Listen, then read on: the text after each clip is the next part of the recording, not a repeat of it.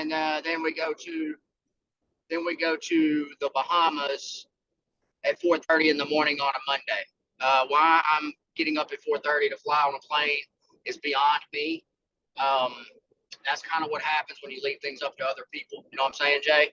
But it'll be okay because I'll sleep on the plane. Having that said, it's the benefit of being short. It's not too bad sleeping on the plane. But what I want to do real quick, guys, these three people I've asked to speak. And first off, congratulations, Clinton Giglio. All right, my man got his first commission as a regional vice president. It kind of hits a little bit harder when it's a regional vice president commission, right, Clinton? Danielle knows what I'm talking about. But first off, I want to say congratulations to him. And then I want to talk about real quick, the people I've asked to speak have been some of the most consistent when it comes to creating new business. Okay.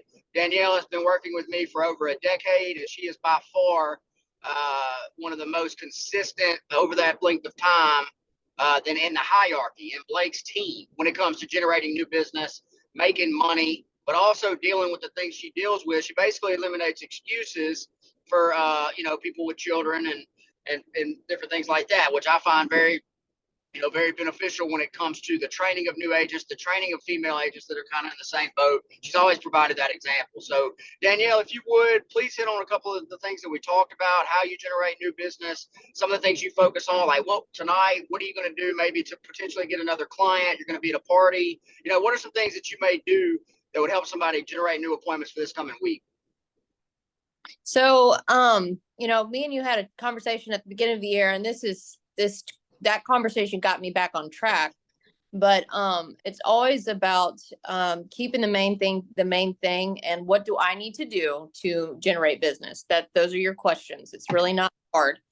And I reverted back to my client list. I have an amazing book of clients, and I love every one of them. I really and truly don't think I have one that I just can't stand, don't want to talk to. I love them all. So why not go back to that? If you have gone through your warm market for the most part, as we get to that point every now and then where we've gone through our warm market and now we have to generate a new one.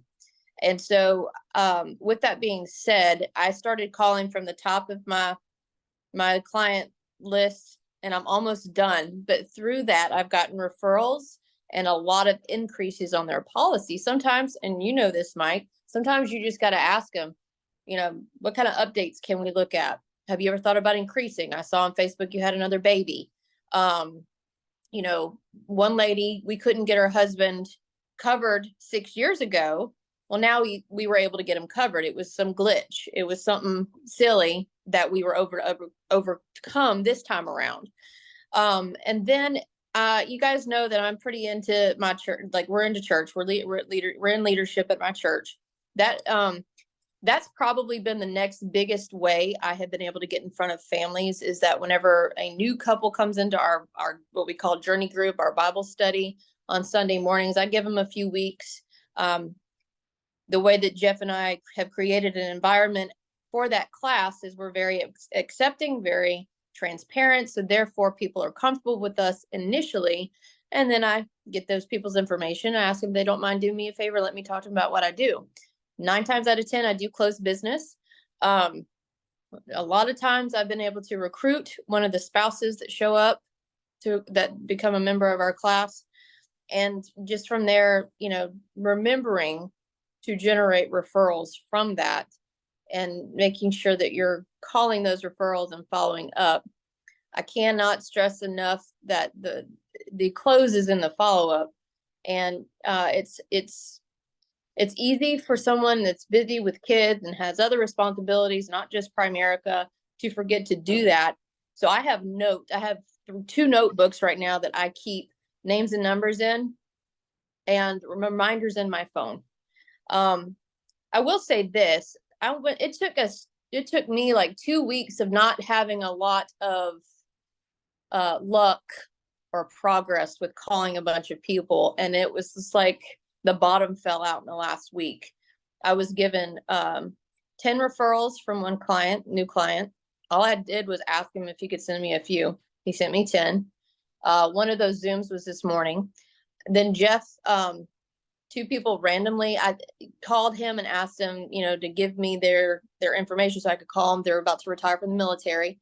I feel like what I believe is that God honors your efforts, and if he blesses them, and if you are putting forth the work, that it may not generate a bunch of activity right then and there, it will. You just have to be patient. And so for anybody who's having problems stirring up any activity, continue to do what you're doing. Continue to make those phone calls. Mike and I talked about it. I call a certain amount of people a day, or talk to a certain amount of people a day. And some days it's a total bust. But then you have days like Thursday when I had about 4 or 5 people call me and ask me to meet with them next week. And I just feel like that is a direct result of me not giving the excuses, even though I was like, I don't know why I'm calling these people. I haven't been, I can get negative sometimes too. Mike knows that. And I get in trouble for it a lot, but I also expect results immediately. And sometimes that's not reality. If you continue to be patient and you continue to do those things that you don't want to do, like call people, and, I promise names and numbers will come out of nowhere. And I really and truly believe it's because what you're putting out is coming back to you in the spiritual world. God's blessing your efforts, and it's going to pay off. I don't recruit a lot, so I have to do a lot of this stuff. I don't mind it. It's what I do for a living. But you do have to stay on top of yourself. You have to be very self-disciplined and continue to talk to somebody new every day. You can't really let a day go by not talking to somebody. Mike, I don't know if I hit on all of that you wanted. Well, that's great. Yeah, that's great. First thing I'll say is the reason you love all of your current clients is because you pushed off the buttholes off onto me. So I don't think I don't remember that. You can handle but it. You're right. I love what, hey, it's a chore sometimes. But I want to tell you that what you're talking about, Danielle, and you've always done a great job of that, is you have yourself in a target-rich environment. And that's what you got to understand how to do. We all have to put ourselves in a target-rich environment. And then it's basically just asking the questions and going through the numbers, right? I mean, with me, I know for me, I've also gotten involved with the church. I've gotten involved with men's groups. My background was military. Well, after a while, whenever I would meet people, and I do it still to this day, first off, you got to become very good at meeting people. You got to become very consistent at meeting people. I'm not sitting here saying that you go to a church and the first time you see somebody, you go ask them if you can write a life insurance policy on them. That's not professional. But what is professional is saying, you know what, Danielle, after a couple times of meeting Danielle or meeting Clinton or Jay, say, listen, Clinton, I'd really like the opportunity, if you don't mind, I'd like the opportunity to compete for your insurance business. I see you have a family. I see you're in the military, man. We've done some special things. Would you at least let me buy you a cup of coffee? And, from there, it's just how many times do you do that? Okay, now, don't misunderstand. I don't think that we teach our brand new people that have no insurance background to go talk to their family asking to compete for the insurance. That's a little bit different. But I'm saying right now, I know Jay, his target rich environment would be the school system. Okay, he's in and out of a lot of schools. That's his area to create new business, right? So Jay could say that. He could say, hey, listen, I've done some, and if you have people on your team that are teachers, talk to Jay. Jay is one of the, if not the best in the Rapid Parish school system when it comes to writing insurance. Okay, he's written more policies on teachers and people in the school system than anybody in the town. So teach them how to do that, right? And they have a need. And last thing I'll say before we bring Jay up is figure out where you can benefit somebody. Okay, when Danielle sees somebody at the church, I can guarantee you she's kind of looking and paying attention.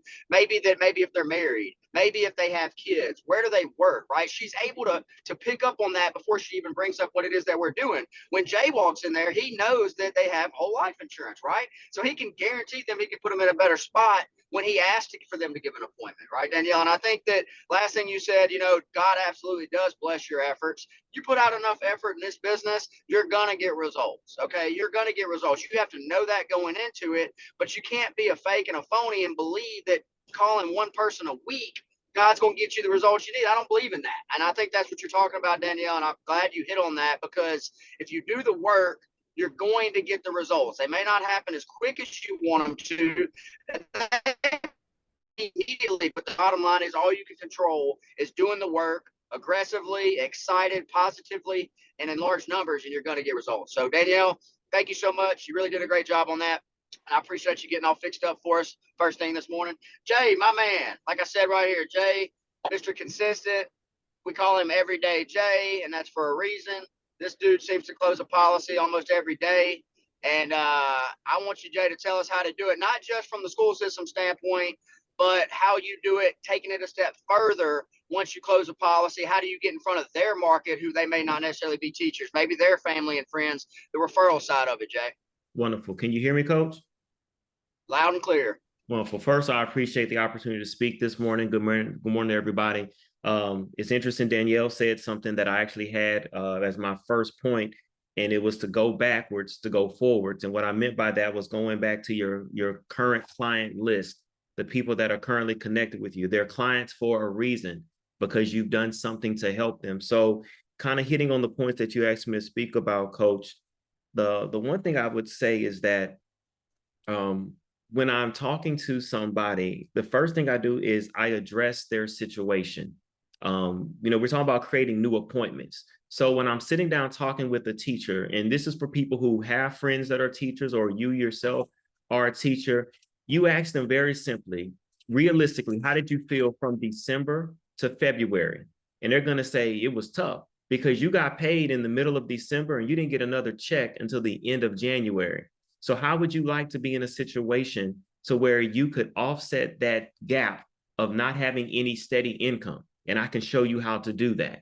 And so that's what I do, is I address their situation.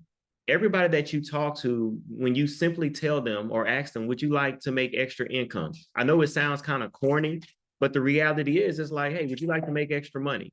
And they're going to say, yeah, well, let me sit down with you and show you what I do.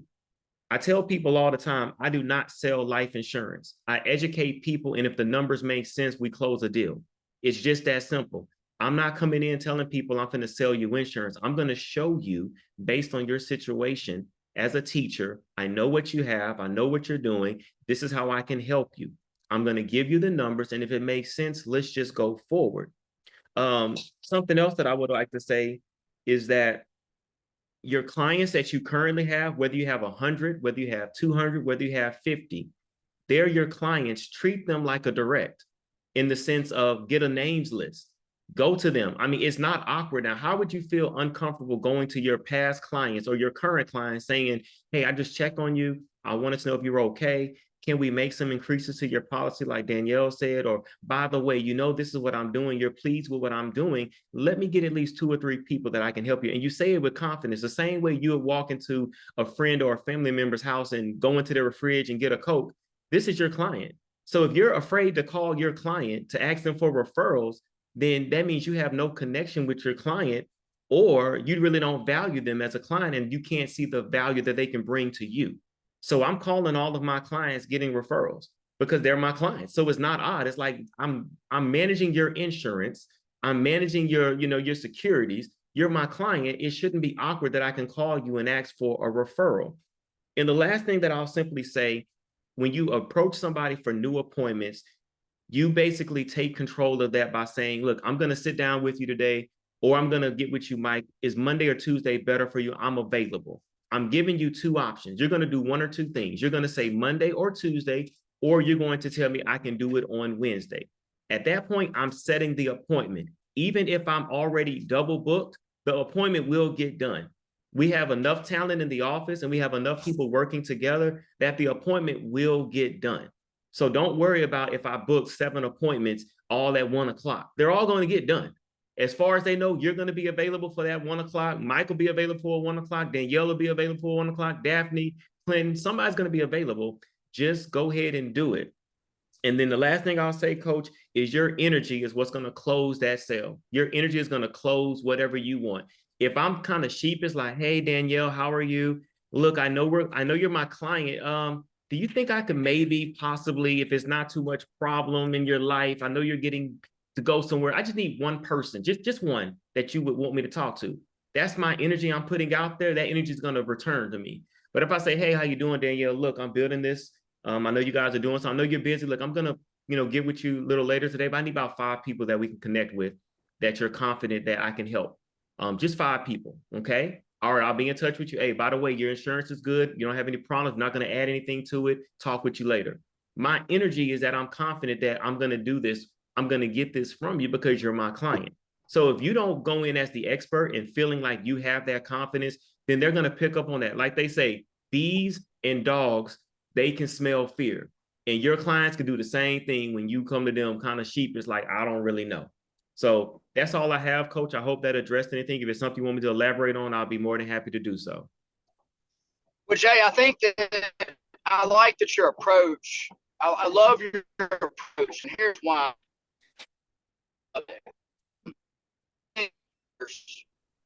Over 10 years, started, Danielle and myself has delivered over 4 million death claims. Okay. Over 4 million in death claims have been paid to people who were beneficiaries of, obviously, clients that passed away. And I've taken and I'm very proud of that. Okay. That's a $4 million in lives that have been changed. And some people have told me that I would be homeless if you had not come to my house. People have told me similar things like, I don't know what I would do. They've cried, they've hugged my neck. I know Danielle's got some of that. We all hear these stories, but I've lived them. And here's the approach that I take, Jay. If you died and did not, that would bother me. If that would keep me up at night because you die without insurance, I'm going to talk to you. What does that mean? If I know that my Aunt Julie is okay with her current insurance policy, she really doesn't want to talk to me about insurance. I called her and I leveled with her. I said, Aunt Julie, I want to tell you this. I said, you don't got to buy insurance from me, but I would appreciate if you give me 20 minutes of your time, because it's important to me that I know you're covered the right way. You don't got to buy insurance, but I'd appreciate if you give me an appointment. From there, guys, that's how I ran my business. And if they'll give me an appointment and they don't do business with me, that's okay. But they've got to give me an appointment. I'm not going to stop until they give me an appointment. And that's the approach that we got to take. We got to take it with excitement. And the right kind of people are going to appreciate that, Jay. The right kind of people are going to say, you know what, this dude really does care. And I had it happen one time. The person dropped our policy.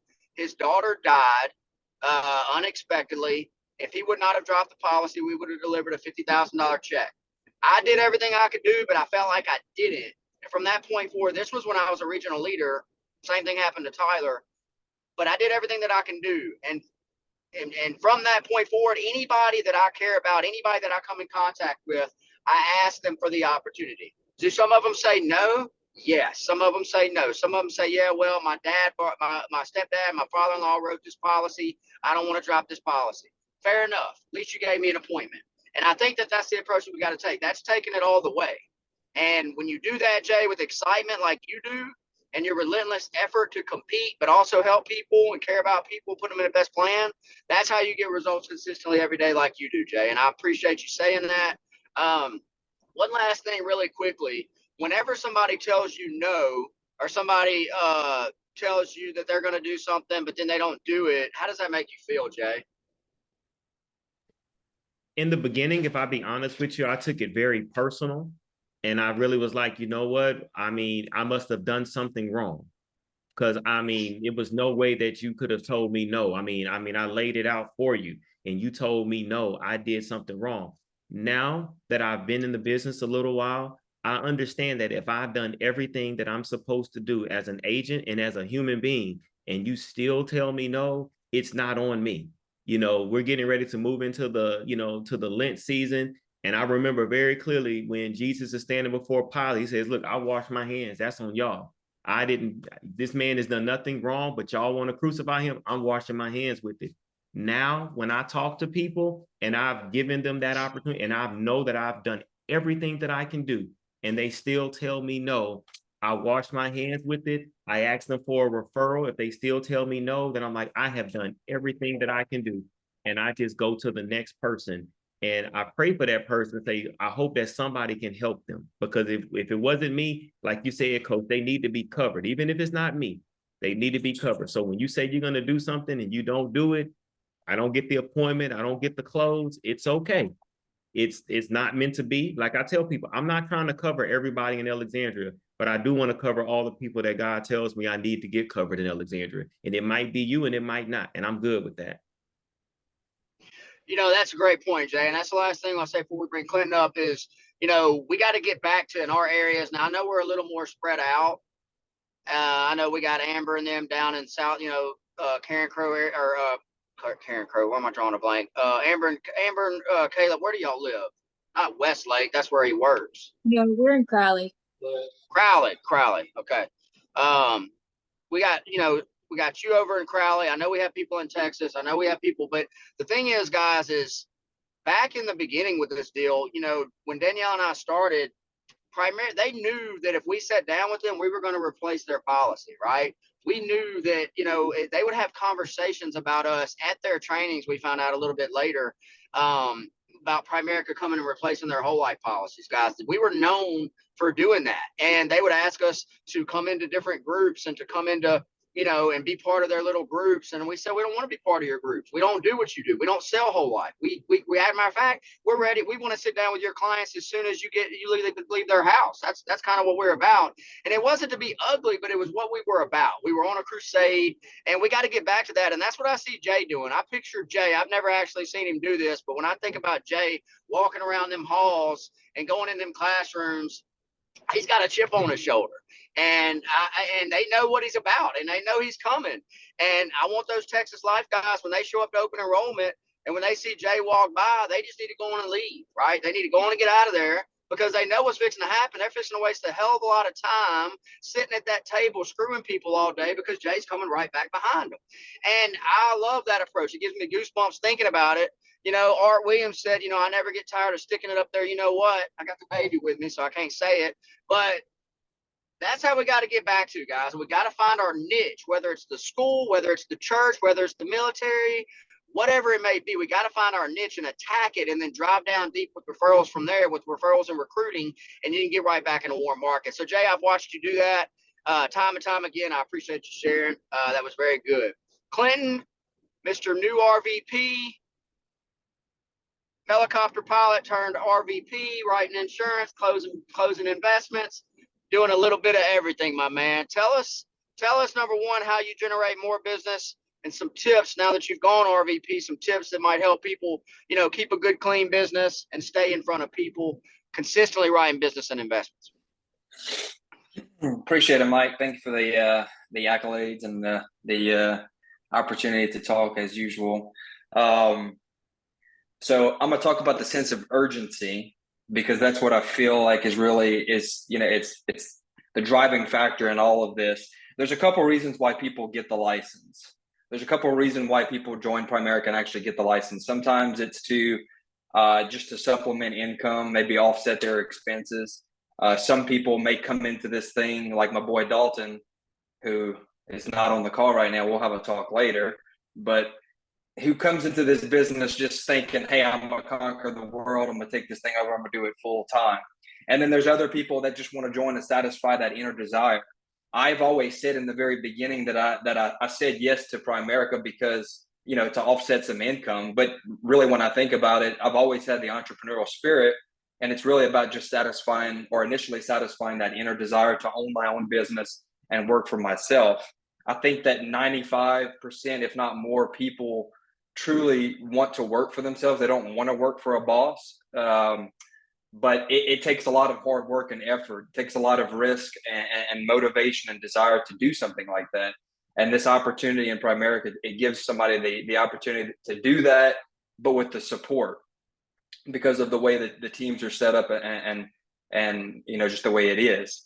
But most people just in general, even in a job, are trying to create a sense of urgency. See, if you go to work, if you have just a standard job and you go to work Monday through Friday, 40 hours a week, I'm not saying it's lame, because we have to have employees, but I'm saying there's really not much urgency. See, if you don't go to work, then you get fired after a while. If you do go to work and sit there, I was telling Jay last night, in my federal job, there are days where I just went there and I basically sat behind my computer and I was like, I just don't feel like doing much today. But I got paid for, 10 hours that day. And then there were days where things just got piled up on my desk and they were like, hey, this needs to get done by the end of the week. And I'm like, feel like I'm drowning. Like, how am I going to get all of this done? So I had no control. You know, as a job, I'm getting paid consistent pay, but I really had no control over what I could and couldn't do. So, you know, that's where Primerica has taken me. You know, independent people who truly go independent in this business think that it's the greatest thing in the world. And it is the greatest thing in the world to be independent until they don't go to work. I had this talk with Mike several times. I feel like it's at least once a week or every other week. It's just not going to work. Me and Jay were talking about it last night. There are literally times, I'm going to be honest with you guys, there are literally times where I find myself occasionally, I'll just be driving around being like, man, what do I need to do? Like, where do I start?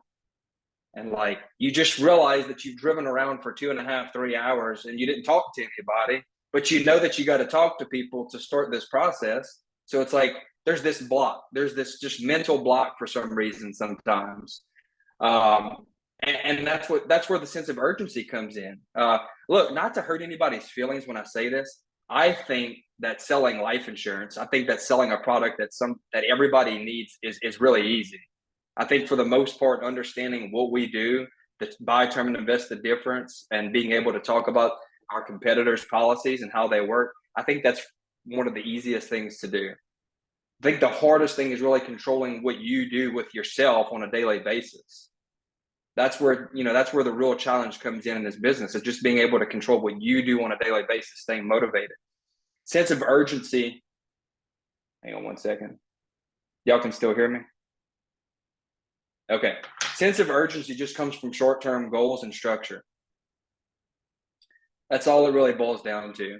When you have the structure and you put together the short-term goals, you know what you have to do.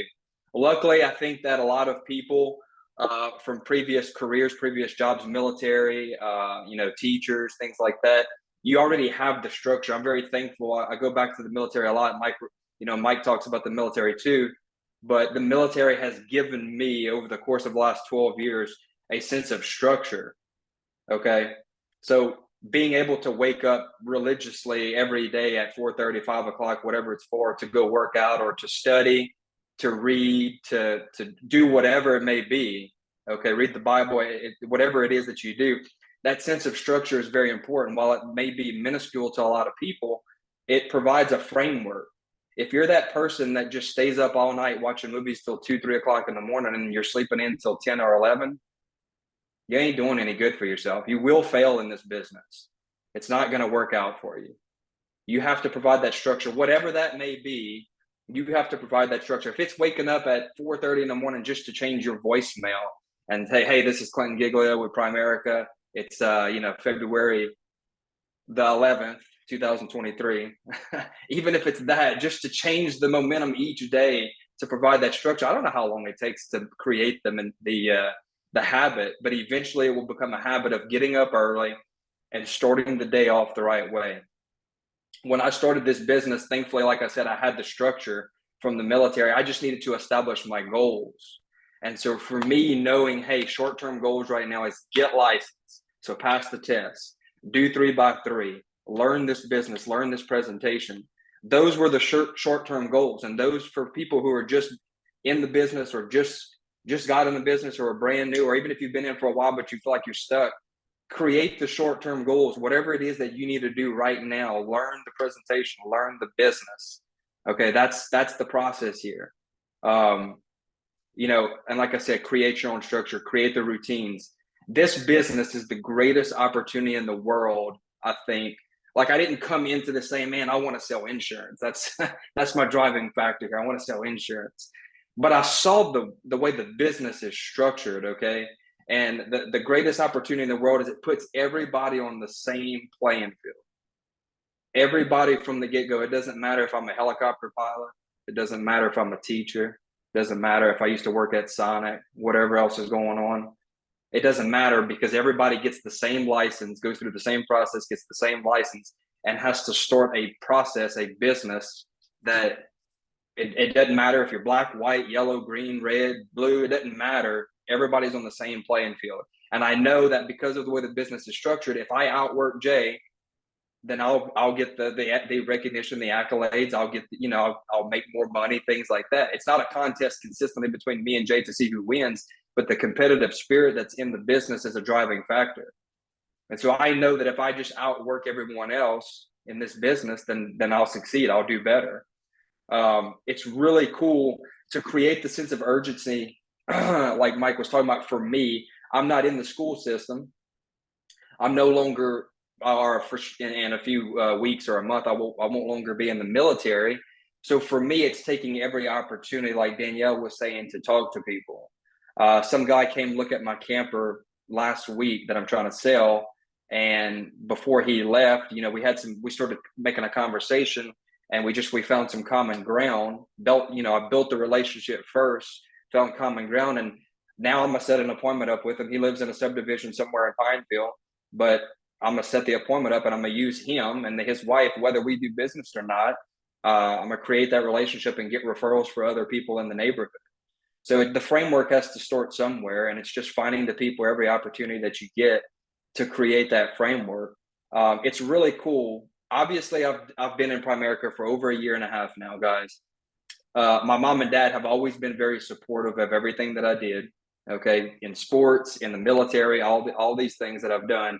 But yet, as soon as I joined the business, they were supportive, but they've never actually given me any referrals or any potential, leads, any referrals or anybody to contact, anything like that, until they actually came to Fast Start School and saw me get promoted to RVP. And my dad's 65 now, and he was sitting in the back thinking, man, I just want to get up and run through a brick wall. And so they go home, and last night, after closing a bunch of business with Amber and Caleb, on the way home, my mom calls me and says, hey, I got 2 people that work for Cottonport Bank that have their PNC license, but they really want to get their life license. So I want you to come meet with them and recruit them so they can work with you. Because they were talking about it at work, and my mom was like, well, you need to meet my son. You need to talk to my son. He does life insurance. He does all these things. And so next week sometime I'll go sit down, and my mom wants to be part of the presentation. She wants to see what we do. So guys, the sense of urgency is so important. And the last thing that I'll leave you with is what Mike really wanted me to hit on, other than this, is creating a healthy business. Look, recognition is great, but I don't believe in writing bad business for recognition. Okay, so when I sit down with a client, if I know that, look, they got an issue or something, I'm not gonna just submit a policy regular just to get the recognition for that month. I'm submitting a TOD to protect myself and to protect the client. So just know that if you continue to build a healthy business, you continue to do what's right every time, you'll be successful and you'll get the recognition you deserve as it comes through. With that being said, Mike, that's all I have, and appreciate it. No, you did a great job, Clinton. And I think that just our habits in themselves, pretty much minus 1 or 2 people, pretty much everybody does the right thing when it comes to integrity-based business. We don't have a system that will allow, basically, just be honest, somebody who comes in with the wrong intent to our base shop or to an office that I'm affiliated with, they're not going to be comfortable, and they're going to find themselves no longer around the office. That's just what we've always been very serious about. And I think that, we need to listen when it comes to the different things, because what Clinton just said is the business. Okay, you're right. Insurance is not that difficult. What is difficult, and I know how this is going to sound, but we've all been this way at one time or another. What is difficult in the business, or sometimes, it's not difficult if you understand it and how important it is. People have to get out of their own way, quit being selfish, or quit being lazy. Okay, what do I mean by being selfish? Well, Clinton just basically said, if you go to work and you create new opportunities, you're pretty much guaranteed to get results. But sometimes we get caught up in the day in, day out, maybe I'm not gonna call it laziness, but maybe that stinking thinking, life happens. We don't want to talk to anybody. We just want to be lazy, all the different things. Well, at that point in time, I treat it like I'm being selfish. What do I mean by that? Well, Before I went to Afghanistan, okay, I wasn't really working for anything other than to make a little extra money. I was not working so I could retire my wife. I was not working so I could create an incredible life for my son. I was working when I felt like working. Okay, that is selfish. That's not doing this for somebody else. That's not going through what we need to go through to help people get what they really want to get. But then whenever I got home, I was working. There was no way I was going to tell my daughter or my unborn child that we were planning to have that I was going to have to leave for a year. There was no way I was going to tell that person, that unborn baby, that I got to deploy again. Why? Because I'd already done it. I'd already done it with Wyatt. It scared me to death. I wasn't going to do it. And that's what drove me, Jay, to talk to people when I didn't want to talk to people. That's what drove me to study when, I didn't really want to get up and study. And then most importantly, that's what drove me to get motivated and watch an Art Williams DVD when I really just didn't want to be motivated. I really just didn't want to do anything. But I did those things because it was backed by something much, much bigger. And that's what I'm talking about right now. That is what you got to become. You got to become that person that will do that for people. And you got to be friends with people. I'll never forget when Blake told me, he said, Mike, you got to stop it. You're talking to everybody like a boss. Well, I didn't mean anything by it, but what's the difference between talking to somebody like a boss and like a friend? Well, a friend, you've earned the right to check people when they're not doing what they need to do. A boss, you're just telling them when they ain't even really earned that right. So I was talking to people like I talked to Danielle. Danielle and I were very close very quickly. Well, but I can't talk to brand new people like I talked to Danielle. Why? Because I don't have that same relationship. But having that said, now, like with Clinton and with Jay, if I come to Clinton and say, hey, man, look, you have no appointments this week, but you told me you wanted to leave a legacy for your kids. What are we doing? There's nothing wrong with that. He probably would have I hope so, because I don't know if I said it just like that, but I have brought things up. And it's more of an appreciate that type of a thing versus how dare you talk to me that way, And the reason I'm saying this, guys, is that's this business. Helping people get out of their own way so they go to another level for somebody that's bigger than them. For Jay McKinney's kids, for Danielle's kids, for Clinton's kids. So you're going to do some things for your family and for your kids that you probably wouldn't do for yourself. And that's what people do. People will go for it for something bigger than them. If it's only about them, if they're only thinking about themselves, they're going to talk themselves out of working. That's why I always tell Jay, it's sunny outside. It's always sunny outside. That's not really true, but what am I trying to say? Go get results because you control it, basically. Don't talk yourself out of it because it's raining outside. And I could go on and on about this, guys. I don't want to do that to you because I'm about to be in New Orleans and I'm going to have to get off here. But my deal with this, guys, is we got to get back in the office with these people and talking to them about their goals.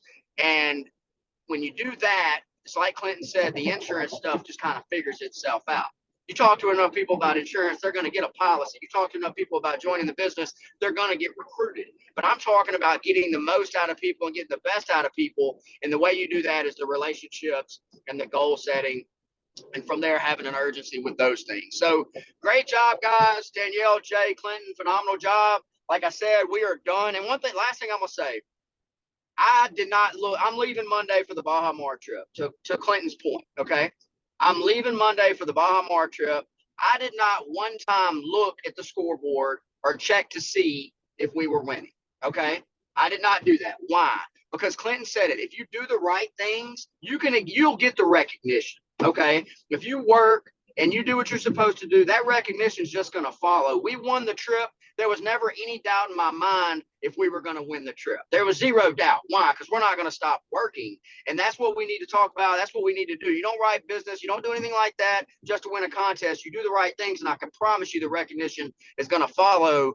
And I'm very glad you brought up that point. Thursday, 7 o'clock, we're going to be on the Zoom. We'll talk more about that a little bit later, but go ahead and put that in your notes. This coming Saturday, we will be in the Alexandria office, so please invite everyone. Danielle, go ahead and clear your schedule, please, for Saturday morning at 10 a.m. Everybody, we want you there. Come join us. Jay will have breakfast. So thank y'all. Y'all have a great, great week. And just call me if you need me. I'll be around till Monday morning. Thank you.